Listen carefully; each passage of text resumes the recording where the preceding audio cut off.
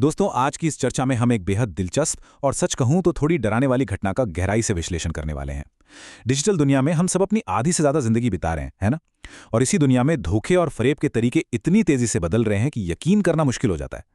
आज हम जिस केस स्टडी को डिकोड करने जा रहे हैं वो शुरू तो एक बहुत ही साधारण से व्हाट्सएप मैसेज से होती है, लेकिन इसके तार सीधे अंतर्राष्ट्रीय स्तर पर जुड़े हुए हैं। हमारे पास जो जानकारी है वो एक हैरान कर देने वाली घटना पर आधारित है। वियतनाम से एक मैसेज आता है जो दावा करता है कि वो समस्तीपुर के जिला जज का है और लिखा होता है, मीटिंग में हूं, 50,000 भेज दो।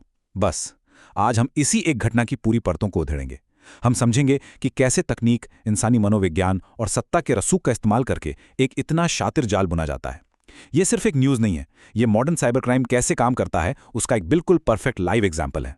तो आइए बिना किसी देरी के इस पूरे खेल को समझते हैं। तो चलिए सबसे पहले बात करते हैं भाग 1 की, वो व्हाट्सएप मैसेज। जरा इस मैसेज के शब्दों पर गौर कीजिए। मीटिंग में हूं, 50,000 भेज दो। एकदम सीधा, अचानक और टू द पॉइंट। यही वो ट्रिगर है जिसने इस पूरे धोखे की नींव रखी। आपने एक बात नोटिस की? इसमें कोई हेलो, नमस्ते या आप कैसे हैं जैसी कोई बात नहीं है। साइबर अपराधी अक्सर बिल्कुल ऐसा ही करते हैं।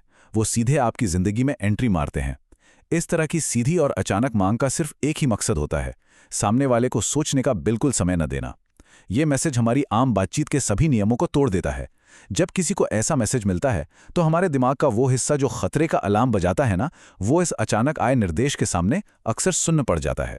अब आते हैं भाग 2 पर, जिला जज का रूप धारण करना। देखिए, ये कोई आम पहचान की चोरी नहीं है। साइबर क्रिमिनल्स ने किसी राह चलते इंसान का नाम नहीं चुना।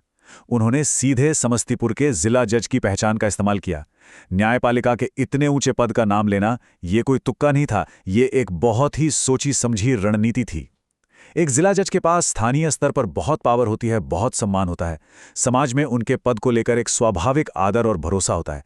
तो जब कोई इस तरह के भारी भरकम पदनाम का इस्तेमाल करता है तो वो सिर्फ एक नाम नहीं चुरा रहा है, असल में वो उस कुर्सी से जुड़े हुए पूरे विश्वास और ताकत को अपने फायदे के लिए हाईजैक कर रहा होता है। मनोविज्ञान की भाषा में इसे दी अथॉरिटी प्ले यानी सत्ता का खेल कहा जाता है। ये बहुत ही जाना माना कॉन्सेप्ट है। हम इंसानों की फितरत ही ऐसी होती है, या यूं कहें कि हमारी कंडीशनिंग ही ऐसी है कि हम सत्ता या अथॉरिटी वाले पदों पर बैठे लोगों की बात बिना ज़्यादा सवाल जवाब के मान लेते हैं। अब सोचिए, जब मैसेज भेजने वाला खुद को जज बता रहा हो तो मैसेज पढ़ने वाले के मन में जो थोड़ा बहुत शक पैदा भी होना चाहिए वो वहीं खत्म हो जाता है। क्योंकि सच बताइए, कौन इंसान एक जज से पलटकर ये पूछने की हिम्मत करेगा कि क्या आप वाकई जज साहब ही बोल रहे हैं? बिल्कुल नहीं, है ना? इसी हिचकिचाहट और डर का ये स्कैम पूरा फायदा उठाता है। ये पूरी तरह से एक साइकोलॉजिकल अटैक है। चलिए आगे बढ़ते हैं भाग 3 की तरफ, ये मीटिंग वाली चाल। ये जो मीटिंग वाला बहाना है ना, ये बहुत ही स्मार्ट चाल है। आइए इसे इन 3 कदमों में तोड़कर समझते हैं। पहला कदम, जरूरी मीटिंग में होने का दावा। जैसे ही आप पढ़ते हैं मीटिंग में हूं, दिमाग में तुरंत एक इमरजेंसी और जल्दबाजी वाली पिक्चर बन जाती है। ऐसा लगता है जैसे कोई बहुत क्रिटिकल काम चल रहा है और बस बीच में एक छोटी सी मदद चाहिए। दूसरा कदम सबसे ज्यादा चालाकी भरा है, फोन कॉल से बचना। मीटिंग का बहाना एक अभेद्य ढाल बन जाता है। कोई भी व्यक्ति एक जज को तब फोन करने की हिम्मत नहीं करेगा जब उसे बताया गया हो कि वो एक अहम मीटिंग में है। इससे स्कैमर को फोन पर बात करने से बचने का परफेक्ट एक्सक्यूज मिल जाता है और उसकी असली आवाज या पहचान छिपी रहती है। और फिर आता है तीसरा कदम, सिर्फ मैसेज के जरिए दबाव बनाना। फोन कॉल का ऑप्शन खत्म तो सारी बातचीत सिर्फ टेक्स्ट तक सिमट गई। इस तरह अपराधी बिना सामने आए सिर्फ कुछ टाइप किए हुए शब्दों के जरिए पूरे हालात को अपने कंट्रोल में कर लेता है। अब बारी आती है भाग 4 की, पैसों की मांग।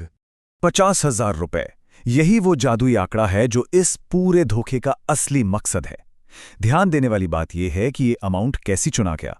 50,000 रुपए कोई इतनी बड़ी रकम नहीं है कि असंभव लगे, लेकिन इतनी छोटी भी नहीं है कि कोई ध्यान न दे। एक जज के लेवल के अधिकारी के लिए किसी इमरजेंसी में 50,000 रुपए मंगाना काफी लॉजिकल लगता है। स्कैमर्स यहां वहां की बातों में टाइम वेस्ट नहीं करते। वो सीधा मीटिंग के बहाने से शुरू करते हैं और पलक झपकते ही पैसों की मांग पर आ जाते हैं। पहले एक बड़े अधिकारी के नाम से आप पर दबाव बनाया, फिर मीटिंग के नाम पर आपको सोचने का वक्त नहीं दिया और फिर तुरंत एक ऐसा अमाउंट मांग लिया जो सिचुएशन के हिसाब से बिल्कुल फिट बैठता हो।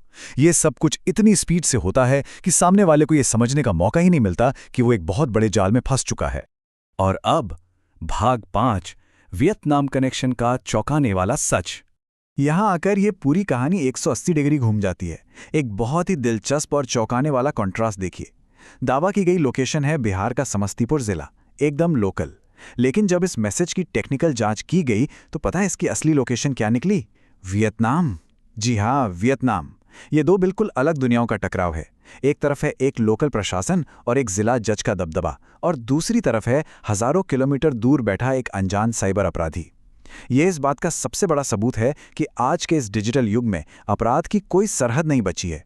इंटरनेट ने दुनिया को जोड़ा जरूर है, लेकिन साथ ही इसने अपराधियों को ये ताकत भी दे दी है कि वो दुनिया के एक कोने में बैठकर दूसरे कोने में रहने वाले किसी भी इंसान को अपना शिकार बना सकें। जिसने भी ये मैसेज किया, शायद वो अपनी जिंदगी में कभी बिहार गया भी ना हो, लेकिन तकनीक के जरिए वो वहां के लोगों के भरोसे के साथ बड़े आराम से खेल रहा था। तो ये पूरा विश्लेषण हमें एक बहुत ही गंभीर सवाल के साथ छोड़ जाता है।